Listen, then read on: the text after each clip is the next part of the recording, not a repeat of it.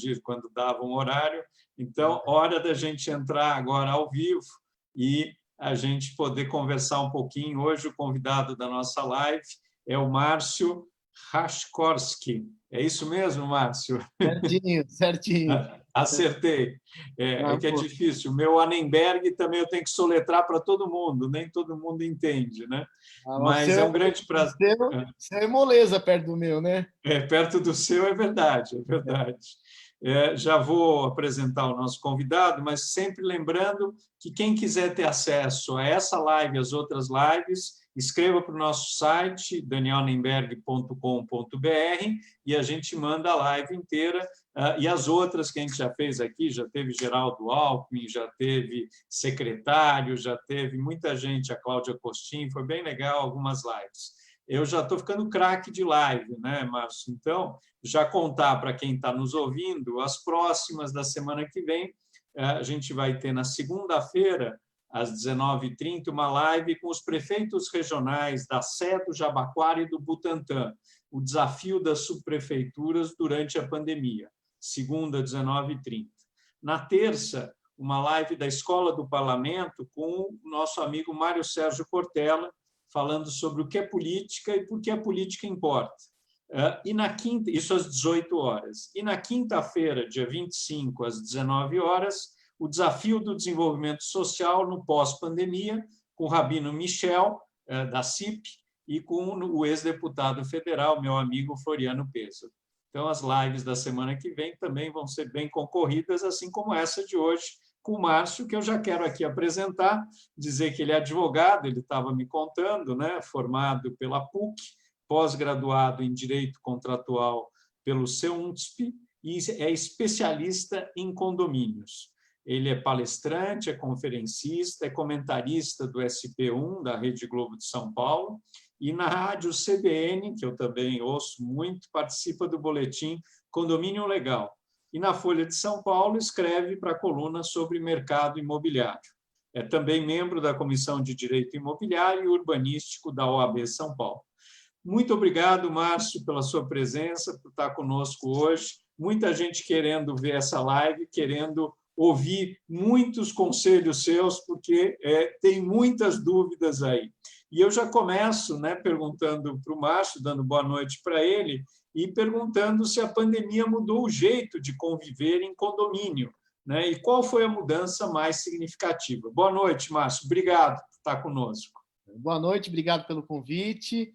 Eu não sou um convidado tão de honra assim quanto esses aí que você vai ter semana que vem, mas eu vou me esforçar aqui para fazer um bate-papo bem agradável. E dizer da minha alegria, eu não sou muito metido com política, eu adoro, eu acompanho, eu leio tudo, eu participo, mas eu não sou muito atuante no meio político. Mas o que eu acho mais legal é que, assim, quando a gente fala vereador, deputado, senador, a gente imagina pessoas que são meio, assim, inalcançáveis, que a gente não consegue conversar. Então, é tão legal ver um vereador, uma autoridade fazendo uma live, batendo papo com as pessoas, levando informação despretensiosa para as pessoas, sem nenhuma pretensão, sabe, de angariar voto, assim, de levar conhecimento para as pessoas. Então, eu fiquei muito à vontade para participar. Acho muito legal. Aliás, só queria fazer um comentário sobre isso, Márcio. Eu acho que o vereador, o político, tem que ser um cidadão como qualquer outro.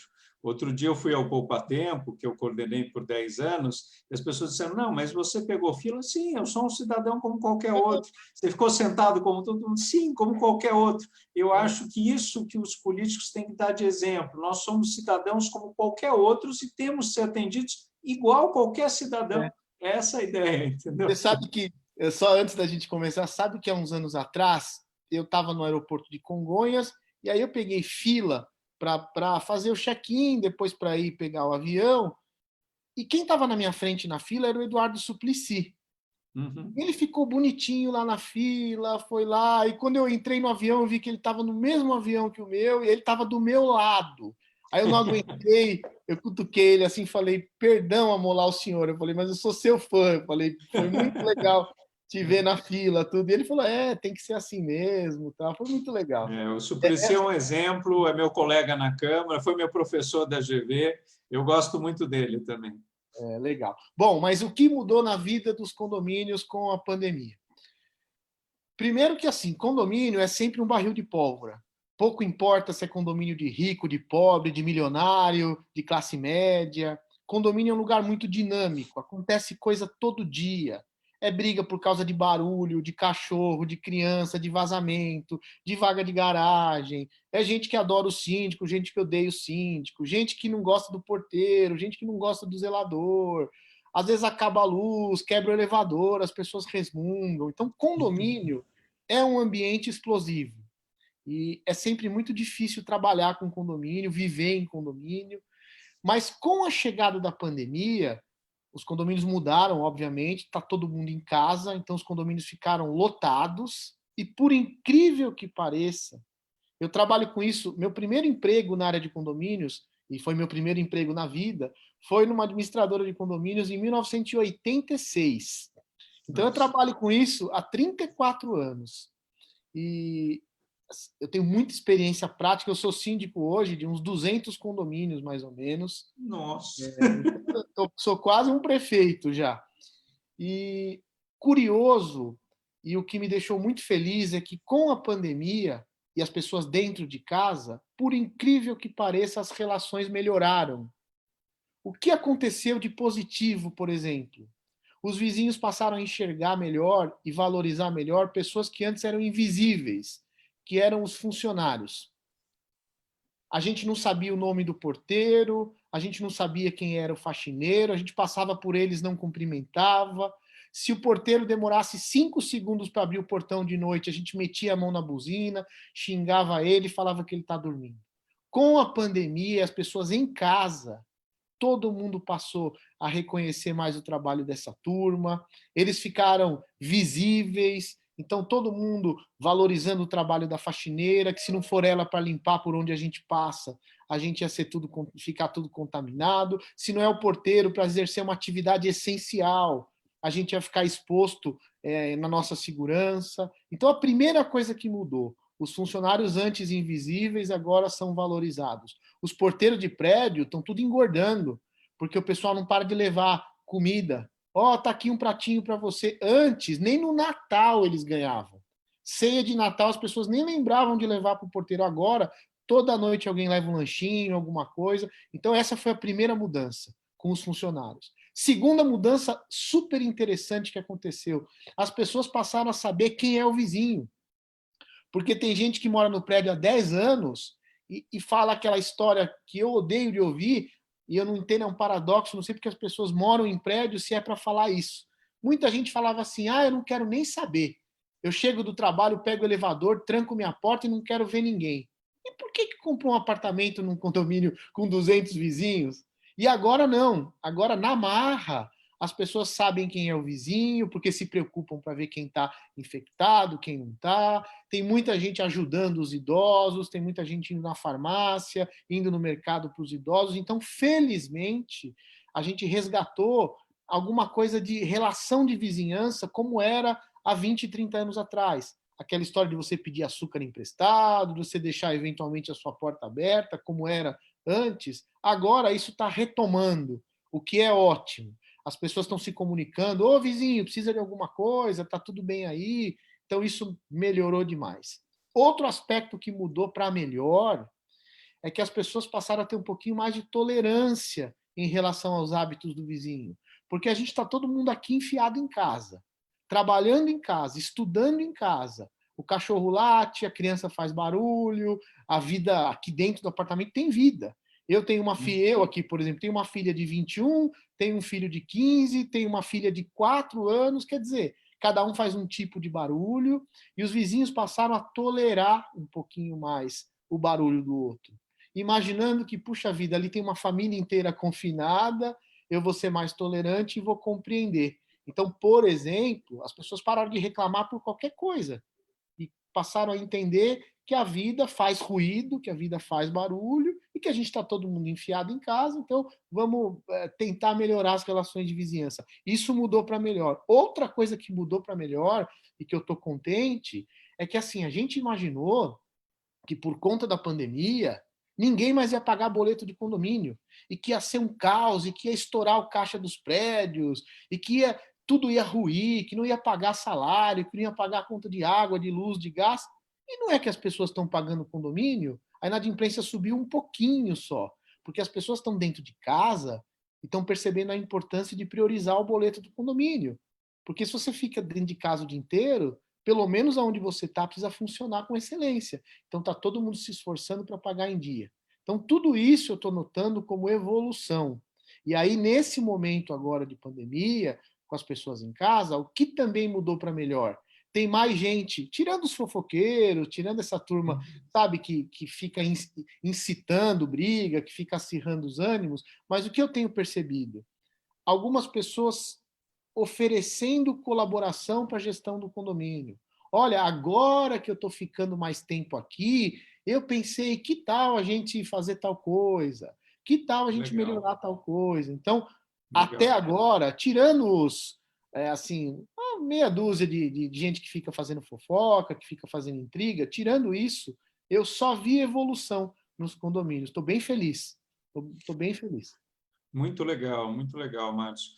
Uma das coisas que você falou, eu sinto, aqui do lado de casa tem uma obra há 1 ano e meio, e antes eu saía e o dia inteiro eu não via a obra. Aí, como eu tenho que gravar lives, eu tenho que gravar depoimentos, algumas vezes eu chego aqui do lado, falo, o pessoal está fazendo obra, pessoal, 5 minutos para eu gravar, e todo mundo para o barulho, eu gravo, eu digo, legal, pode voltar. Então, isso que você falou tem acontecido aqui, e nem é um condomínio, é uma casa, tem casa ao lado, em obra, mas isso tem acontecido. O papel do síndico, você que tem 200 condomínios, pelo jeito, nas costas, ficou mais importante, Márcio, com essa situação? Olha, síndico é igual político, tá? Tá. Síndico tem uma fama horrorosa, todo mundo acha que todo síndico é ladrão. Se o síndico trocar de carro, puta, é porque ele roubou o caixa do condomínio. Ontem eu participei de uma reunião num prédio virtual, né? E aí a moça falou assim: não, porque a nossa antiga síndica foi para a Europa. E onde já se viu? Aí eu fiquei olhando assim para a moça e falei: mas e daí? E se ela juntou dinheiro a vida inteira? Se ela ganhou de presente do filho? Então, assim, Uhum. síndico tem uma fama horrível. E alguns com razão, porque tem meia dúzia de fato de síndico que leva vantagem, mas a maioria absoluta é de gente honesta, de gente que trabalha duro. E as pessoas tinham muita mania de falar mal do síndico o dia inteiro. E agora as pessoas entenderam o abacaxi que é ser síndico. Você tem uma Uhum. série de responsabilidades, uma série de atribuições, e agora, nesse momento, o pobre do síndico teve que tomar um monte de medida impopular. Então, o síndico fechou áreas comuns, o síndico proibiu obra, o síndico proibiu locação por hospedagem, o síndico fechou o condomínio, né, para proteger as pessoas, e muita gente xingando, muita gente falando assim: eu não queria estar na pele dele. Então, naturalmente, o cargo de síndico passou a ser mais valorizado. E as pessoas falando: nossa, olha, realmente esse síndico aí está penando. Porque enquanto as pessoas estão em casa descansando, trabalhando, cuidando dos filhos, o síndico também tem que fazer tudo isso. E, além disso, tem que ficar atendendo o interfone, porque tem vizinho brigando, porque tem gente resmungando. Então, sim, o papel do síndico ficou mais valorizado, as pessoas estão entendendo a importância de ter um bom síndico, e já era tempo, viu? Porque ser síndico é uma tarefa muito dura e muito desvalorizada. Então, melhorou um pouquinho, sim. A vida, a rotina do síndico ficou mais pesada, mas o reconhecimento aumentou bastante. E qual a tua avaliação, Márcio, sobre o veto do presidente Bolsonaro, aquele projeto de lei 1179, que autorizava os síndicos a proibir o uso de áreas comuns durante a pandemia? Ainda assim, o síndico vai poder proibir essa utilização? Vai. Isso aí foi uma bobagem, né? É uma É. bobagem, porque se o síndico é a autoridade máxima dentro do condomínio, eleito em assembleia pelas pessoas, e tem o dever de zelar pela saúde e pela segurança de todo mundo, é natural que ele, junto com o conselho, junto com o administrador e junto com o jurídico, adote as providências para evitar aglomeração. Então, claro que é o síndico que vai proibir festa no salão de festa, claro que é o Uhum. síndico que vai proibir uma festa num apartamento com um monte de gente. Então, quando o Bolsonaro vetou isso, ele quis dizer: olha, cada um aí que decida. E não é assim. o síndico é um gestor e ele vai, sim, tomar decisões para proteger as pessoas. Então, esse veto foi uma bobagem, o síndico vai vai continuar tomando decisões com base na convenção, com base na opinião do conselho, mas o que é mais importante neste momento é que os síndicos façam enquetes com os moradores. Então, eu hoje, no dia de hoje, eu estou com 3 condomínios meus, fazendo uma enquete nesse momento. Se abre ou não reabre a academia. Porque tem muita gente querendo voltar a usar a academia e muita gente dizendo que tem que manter fechada. Então, como eu não sou dono da verdade, eu vou fazer uma enquete. Está rolando uma enquete. Você é contra ou a favor da abertura da academia com critérios de segurança? E o pessoal está votando lá. Se a maioria for a favor, eu, como síndico, vou liberar. Agora, festa, aglomeração, churrasco, não vai passar por ninguém. Eu, como síndico, é que vou decidir, e por enquanto não, e ponto final. Então, o veto do presidente é o que a gente chama de letra morta, sabe? Uma coisa que já nasce morta, porque não tem sentido. Quer dizer que ele acha que o morador tem autonomia para decidir se vai fazer uma festa no salão? Claro que não tem. É a autoridade do condomínio que é o síndico, claro, embasado pelo conselho, pelo jurídico, pela administradora, é que, por enquanto, vai proibir. E não tem o menor sentido liberar um salão de festa no meio da pandemia, né? Nem pode, na verdade, nem Sem pode. dúvida, sem dúvida. Então, esse veto do presidente, a gente já esperava, e o Congresso talvez vai derrubar esse veto, ou mesmo que esse veto prevalecer, a gente vai criar normas próprias, né? Como aconteceu até então. Até então, cada prédio está criando sua norma própria, né? Baseado no bom senso, na razoabilidade, pensando em questões, você equilibrar a proteção à vida e à saúde das pessoas com uma liberação parcial, com uma liberação gradual das áreas. Então, é assim que a gente vai seguir, deixando de lado o tal projeto de lei. Você mesmo falou, Márcio, que a convivência forçada da pandemia tem aproximado um pouco mais os vizinhos, né? Em alguns casos, isso permite mais união, mas deve também estar acirrando um pouco aí a relação. E eu vivi a minha vida toda em prédio, é a primeira vez que eu moro em casa. Mas as reuniões de condomínio que eu participei, eu participava de todos, que eu era o embaixador da minha casa, a minha sensação é que era realmente o vislumbre como a humanidade não dava certo. Na reunião de condomínio, você joga todas as suas frustrações, todos os seus problemas na reunião de condomínio, e era uma discussão sem fim, sem coisas muito práticas, muito objetivas do que fazer, etc. Você acha que você já falou que essa convivência forçada tem feito com que a gente se interrelacione mais. Você acha que vai melhorar também as reuniões de condomínio? Vai ter isso, depois que acabar a pandemia, vai ter uma relação um pouco mais amistosa, no sentido das pessoas se ajudarem mais, serem mais cooperativas para viver melhor? Daniel, eu faço assembleia de condomínio, em média, umas 4, 5 por semana. Então, eu devo fazer umas 20 assembleias por mês.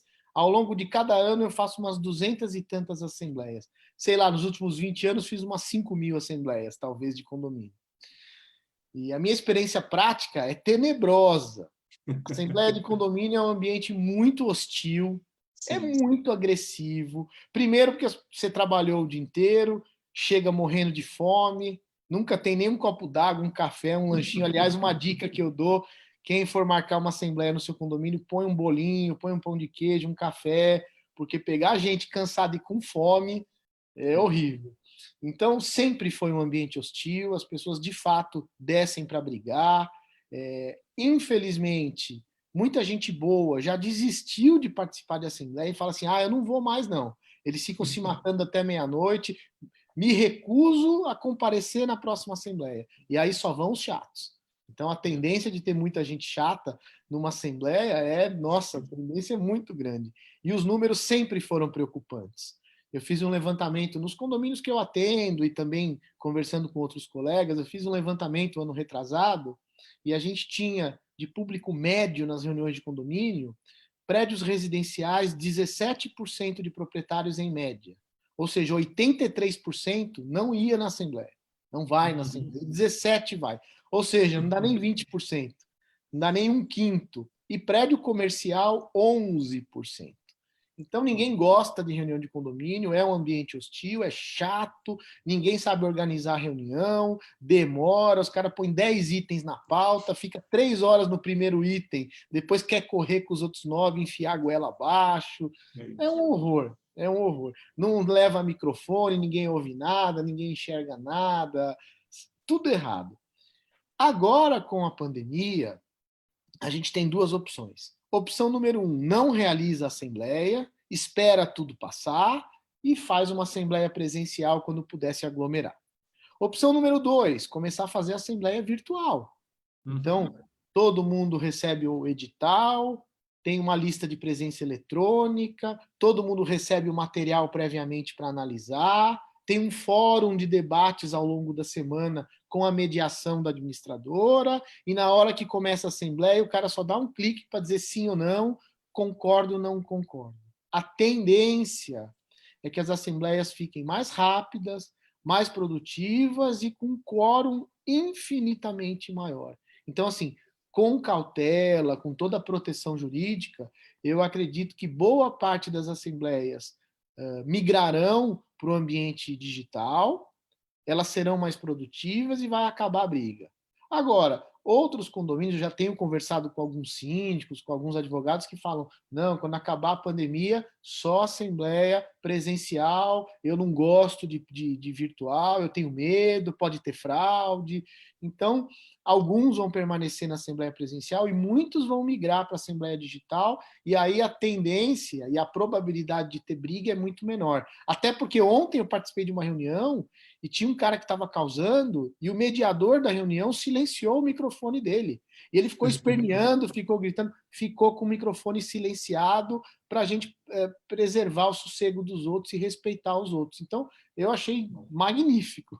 Talvez esse bobalhão, é um bobalhão, né? O cara estava falando um monte de bobagem. Talvez ele vai entrar com ação judicial, vai falar que foi cerceado o direito dele, mas valeu, eu adorei a experiência. Então, vai melhorar sim, e a tendência é que muitas assembleias aconteçam em ambiente virtual. Muito bom. Olha, eu posso te dizer, eu moro numa rua, que a gente teve reunião da rua, né? É parecido com a reunião do condomínio, viu? Eu fui numa vontade de não voltar mais, porque realmente não é fácil.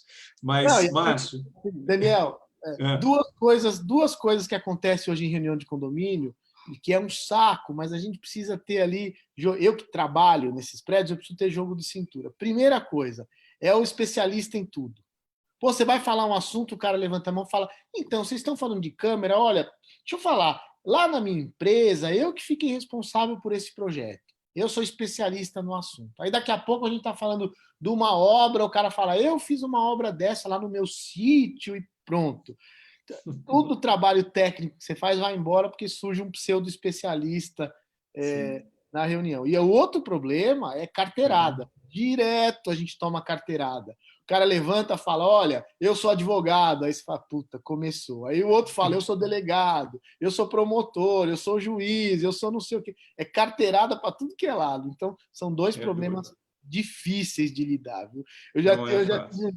um dia teve uma confusão numa assembleia, e aí tinha um juiz de direito, cara, gente boa, mas ele estava nervoso, tudo. E ele falou: olha, eu vou lhe dar a voz de prisão, porque você está desacatando a autoridade. E eu falei: eu vou lhe dar a voz de prisão porque você está abusando da autoridade. Eu falei: nós vamos os dois presos junto. Então tem muita carteirada, muito. É duro. No Brasil, infelizmente, a gente tem muita carteirada ainda. Mas no Estão começando a chegar.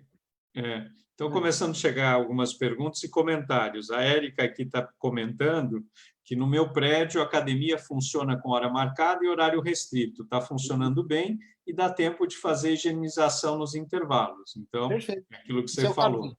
Esse é o caminho. O, Perfeito. o Joel pergunta o seguinte: venceu o mandato do síndico, podemos fazer eleição pelo Zoom? Olha, se Vamos vocês lá. gostam, qual é a minha recomendação? Se o síndico é um cara querido, é um cara que trabalha bem, que está tocando bem o condomínio, é melhor prorrogar automaticamente o mandato dele para daqui 2, 3 meses, aí sim faz uma nova eleição presencial. Se não, se vocês querem já agilizar isso, porque tem outro candidato e vocês querem mudar a gestão, talvez seja o caso de fazer uma reunião virtual. Mas não é simplesmente fazer pelo Zoom. Tem que ter um sistema, tem que ter uma lista de presença, tem que ter conferência de quem é adimplente, quem não é inadimplente, tem que ter conferência quem é proprietário, quem é inquilino, tem que ter uma série de cuidados jurídicos para não virar um ato anulável ou nulo de pleno direito se ele tiver um vício formal. Então, não é simplesmente abrir o Zoom, juntar todo mundo e fazer eleição. Tem que ter o prazo de convocação, igual uma assembleia presencial. Então, dependendo do momento que vocês vivem, se for um prédio tranquilo e o síndico está indo bem, prorroga o mandato.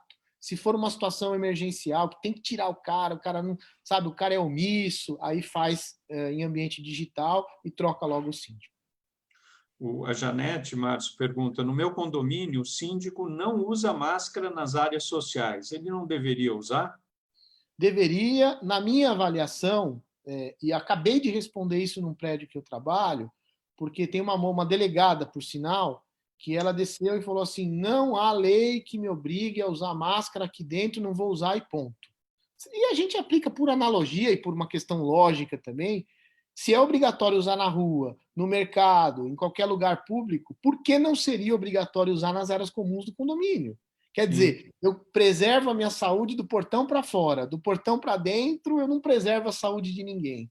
Então eu penso que o próprio conselho do condomínio deve recomendar à administradora que mande uma advertência para o síndico. E se ele insistir, a administradora, com autorização do conselho, vai mandar uma multa para o síndico. Ele tem o dever de usar e de dar o exemplo. É obrigatório.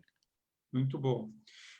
Você falou um pouco das áreas comuns, Márcio, elas sempre foram valorizadas, né? Mas não estão sendo muito utilizadas nessa pandemia. Será que isso pode mudar o jeito de comprar imóvel daqui para frente? Daniel, eu vou falar de gosto, tá? Vou falar uma coisa de gosto. Eu sempre gostei de apartamento velho, de prédio antigo, de apartamento grande, com parede grossa. Eu também. Eu também.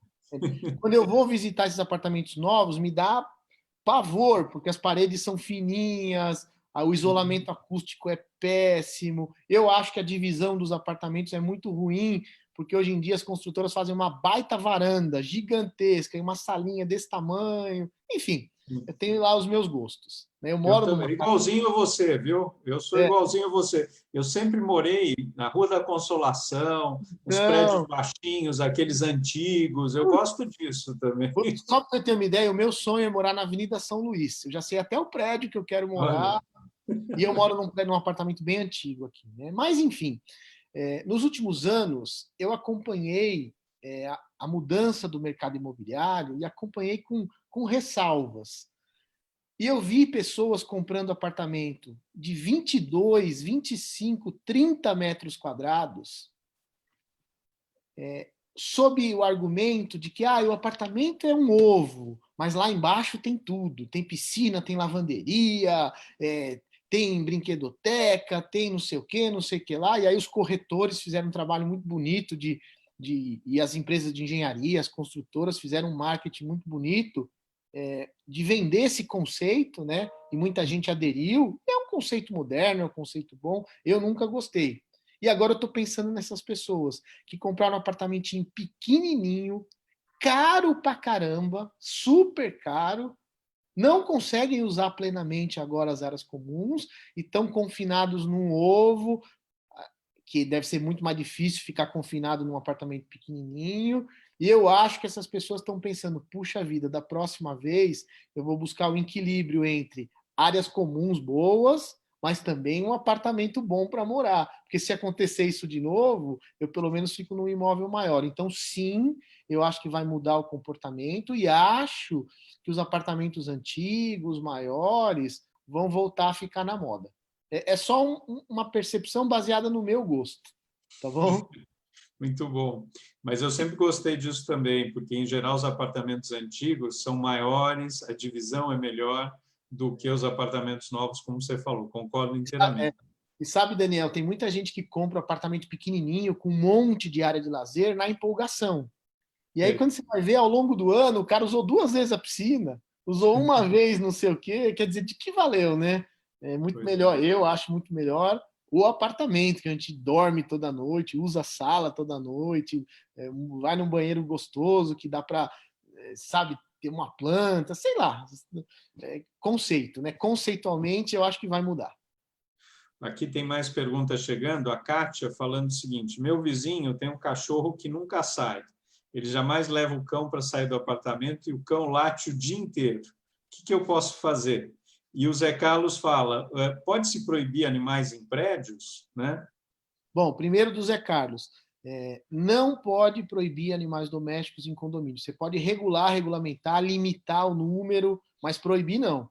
Teve um caso em Brasília que passou no Fantástico esses dias, até uma matéria que eu participei.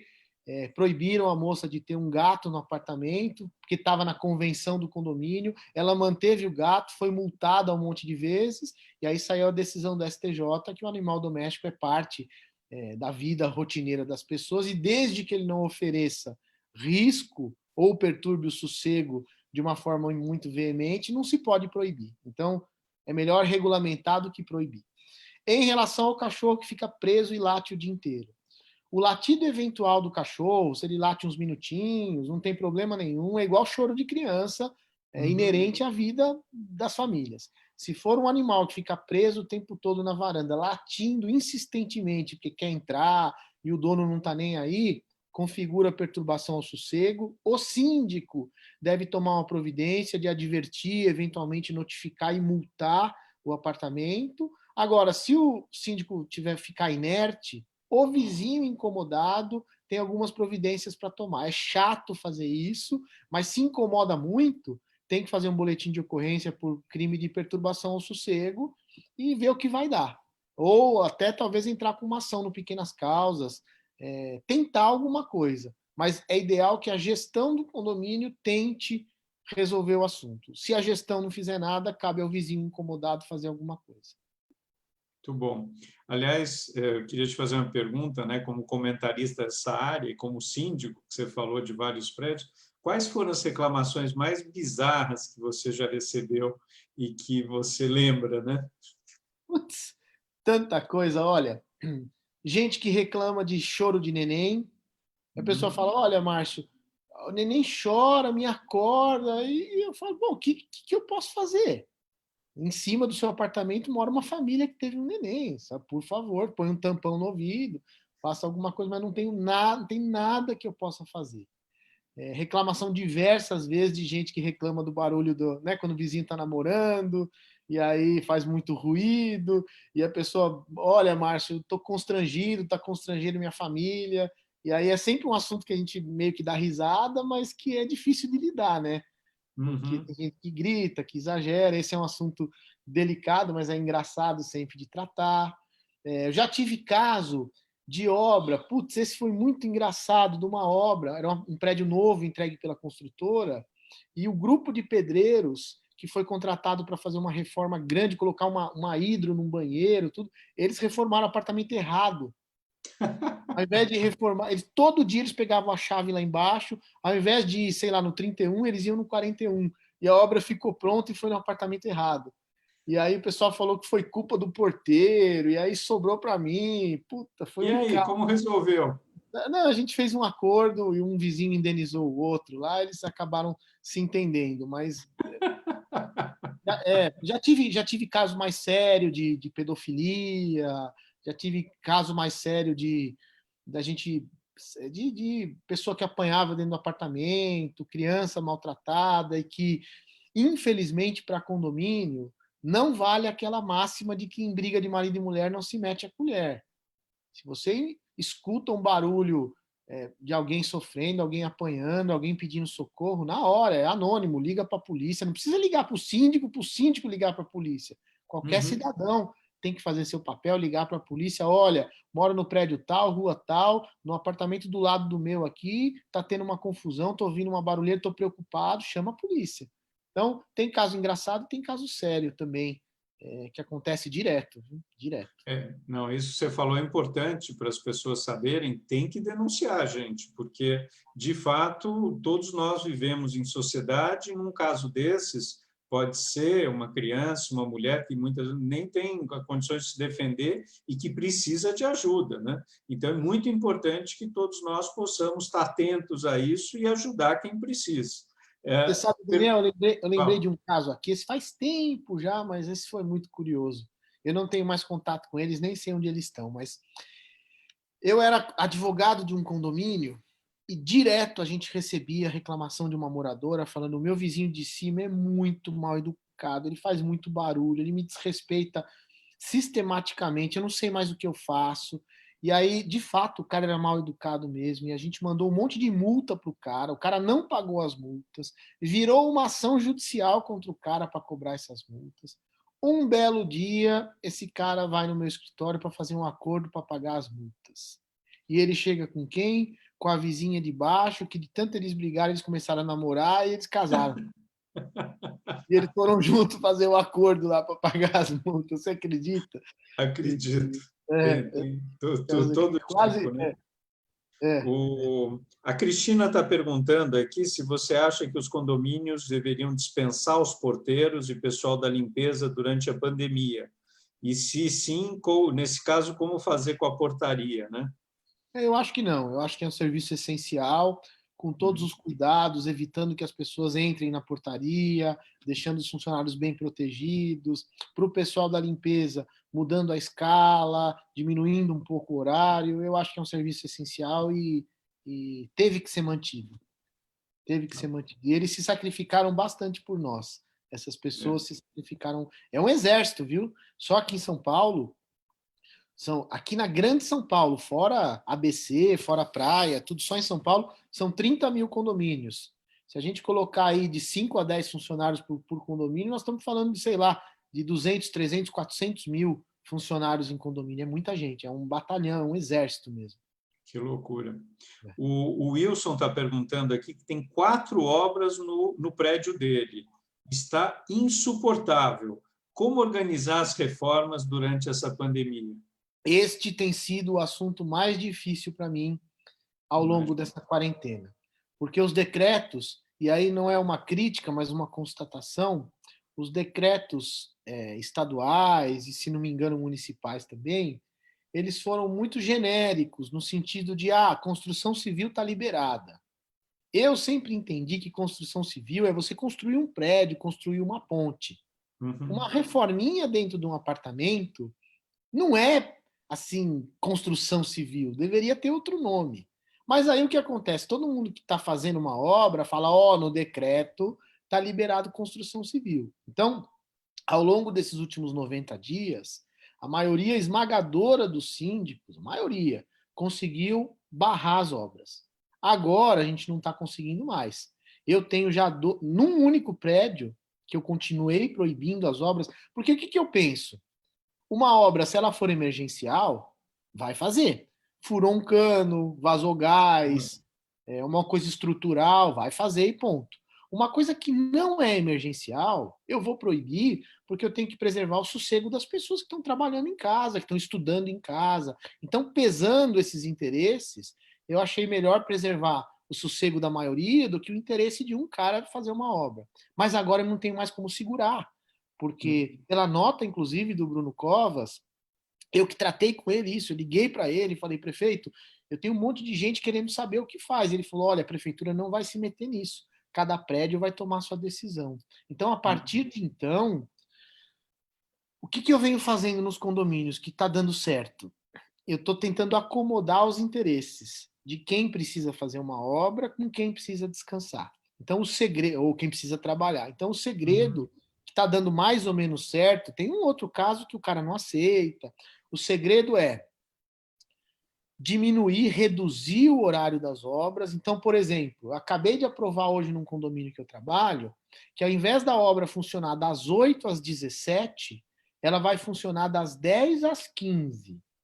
E os grandes barulhos vão acontecer das 12 às 14. O que a gente pensou? Qual foi o pensamento do grupo gestor do condomínio? Ao invés de ficar das 8 às 5, nós vamos diminuir um pouquinho. Quem está trabalhando em casa vai marcar reunião das 8 às 10 ou das 15 às 17. E aí vai dar mais ou menos para acomodar. Agora, os grandes barulhos vão acontecer da meio-dia às 2, porque é na hora do almoço, que em tese não tem reunião, não tem escola. Então a gente tentou fazer isso. Esse é o segredo. Funcionar a obra, 4 obras, das 8 da manhã às 5 da tarde, assim, indiscriminadamente, eu acho um grande erro e é uma sacanagem, né? Mas aí cada prédio vai ter que achar o seu equilíbrio. Aliás, aquela obra aqui do lado, eu negociei também que eles começam a obra depois das 9, porque começava antes, às 8, e também negociei que sábado ele não faz a obra e faz Isso. durante a semana. Então, é uma eterna negociação. Conviver em sociedade é isso, né, Márcio? A gente É, conseguir ir convivendo e negociando, né? hoje, como eu tenho muito volume, então acontece coisa todo dia. Hoje eu recebi uma notificação extrajudicial de uma moça que falou o seguinte: Márcio, você está me proibindo, você me proibiu 3 meses de fazer obra, agora você está me restringindo o horário para eu retomar minha obra por culpa sua, né, do condomínio. Eu precisei pagar 5, 6 meses de aluguel de outro imóvel onde eu estou morando e eu não posso mudar para o meu. Quem é que vai pagar essa conta? Então, assim, minha senhora, nós estamos no meio da pandemia, no meio da quarentena. É sacrifício para todo mundo. É o seu sacrifício. Lógico, Paciência. Mas tá difícil, viu? Tá difícil. imagino. Esse é o Uma, tema mais complicado. né? Mais complicado, né? Eu imagino. Uma pergunta, Márcio, como é que você imagina que vão ser os condomínios do futuro, né? Eles vão ser mais limpos, vão ser mais humanos, ou você acha que tudo isso é muito otimismo, né? Olha, esse modelo de condomínios que a gente tem aqui é só no Brasil. Se você viajar, se você for para Buenos Aires, se você for para Montevidéu, para uma cidade na Europa, você vai ver que lá é tudo diferente. Cada um tem a sua chave, cada um tem o seu controle, não tem faxineiro para levar o lixo, é o morador que leva, não tem essa estrutura gigantesca, não tem um cara para apertar o botão para a gente entrar com o carro. Então, assim, essa estrutura de condomínio, como a gente tem aqui, é só aqui. Então, a Uhum. gente imagina que com o bolso mais apertado das pessoas, talvez a tendência é que venha mais tecnologia para a gestão de condomínios, que mais moradores comecem a fazer as suas próprias tarefas e vai enxugar um pouquinho toda a máquina administrativa e operacional de um condomínio. Talvez é uma tendência. Agora, quem compra um apartamento, infelizmente, quer comodidade, quer tranquilidade, tem muita gente que quer luxo. Então, por exemplo, tem condomínios que tem um concierge bilíngue, trilingue, e o cara fica lá só para se chegar uma visita sua, ele vai falar a língua da sua visita, vai carregar a sacola. Eu, num prédio chique que eu cuido, eu propus tirar esse serviço. E o pessoal falou: não, Márcio, o conceito do nosso condomínio é esse, a gente comprou assim e não vai tirar esse serviço. Eu falei, tá bom, tá certo, vocês me desculpem. Então, eu não sei ainda como vai ficar. Eu acho que a tendência é enxugar um pouco os serviços, diminuir, tentar buscar uma diminuição do valor do condomínio, porque o bolso vai ficar mais apertado, mas não tenho certeza que vai ser, não. Esse modelo que a gente tem é só aqui no Brasil, em lugar nenhum a gente tem uma estrutura tão grande para cada condomínio. Aliás, na Europa e nos Estados Unidos, as pessoas se viram muito melhor, não tem essa coisa de empregada doméstica, né? Raramente, como você falou, e a gente tem, nesse momento, grande parte da população está vivendo um pouco isso, tá certo? Que é fazer mais tarefas domésticas e tarefas condominiais, né? Eu acho que Exato. a tendência é por aí, né? Eu É, imagino. a questão, Daniel, é que assim, as construtoras, por uma questão de viabilidade econômica dos projetos, as Uhum. construtoras deixaram de fazer condomínios com uma torre e com 80 apartamentos e passaram a fazer condomínios clube com 10 torres e com 700 apartamentos. Então, assim, são pequenas cidades, uma estrutura violenta para conseguir dar conta, e meio Uhum. que um engodo, assim, uma enganação, porque as pessoas acham que vai ser um paraíso, que vai funcionar super bem, e na prática não é bem assim. E aí o que fazer com essas grandes estruturas? Porque precisa ter gente para cuidar, tem que ter manutenção efetiva de todas as áreas. Então, esses condomínios gigantescos aí vão se tornar grandes desafios. O Adriano está fazendo uma pergunta bem legal aqui. Você acha que os condomínios do futuro terão reciclagem, compostagem de resíduos, hortas e outras coisas ligadas à sustentabilidade? Terão, e já tem muitos que têm, né? Não talvez todos os itens, mas tem muito condomínio que tem hortinha comunitária, que tem uma reciclagem de verdade, porque também não adianta o prédio separar o lixo, aí chega o caminhão, joga tudo no mesmo caminhão, também não resolve. Então já tem muito, tem alguns institutos que recolhem o lixo reciclável e já mandam para entidades, já tem recipiente para recolher pilha, recolher óleo, já tem um monte de projetos de reuso, né, água de reuso, os prédios tendem a ser. Para as construtoras, essas mais de grife, assim, tem um selo, que se eu não me engano chama LEED, que é um selo verde de obra sustentável e de condomínio sustentável, e a tendência é que esses apartamentos sejam mais valorizados. Então, sim, a gente vai caminhar para prédios cada vez mais sustentáveis, com certeza. Agora, e a gente percebe também nos prédios mais simples, os condomínios, será que a gente vai conseguir viver nessas, né, nesses coletivos, muitas vezes em cortiços, em favelas, de uma forma como num condomínio também? Porque a gente tem visto que as pessoas, ficando mais em casa, têm tido, e principalmente a população mais vulnerável, uma dificuldade muito grande de viver, porque muitas vezes são 3, 4, 6 pessoas num único cômodo, né? Como é que vai ser isso, você acha? Você acha que a gente consegue ter uma saída para situações como essa?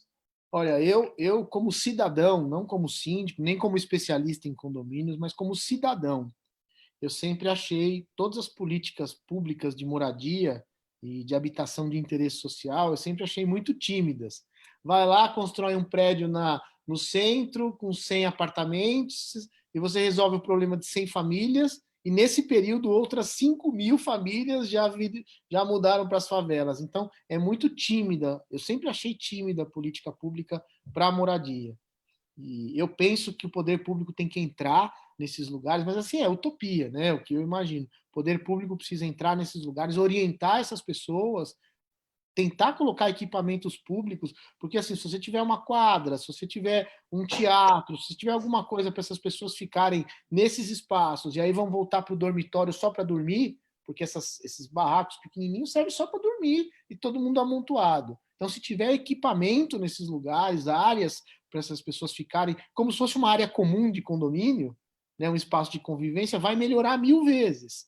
Só que não tem, porque não dá, tem bandidagem, tem tráfico, tem todas essas coisas que são alheias às nossas possibilidades. Na verdade, alheio ao que a gente pode alcançar, porque está muito longe. Mas eu imagino que sim, que tem solução, e a solução é talvez pegar o modelo dos condomínios e aplicar nesses lugares.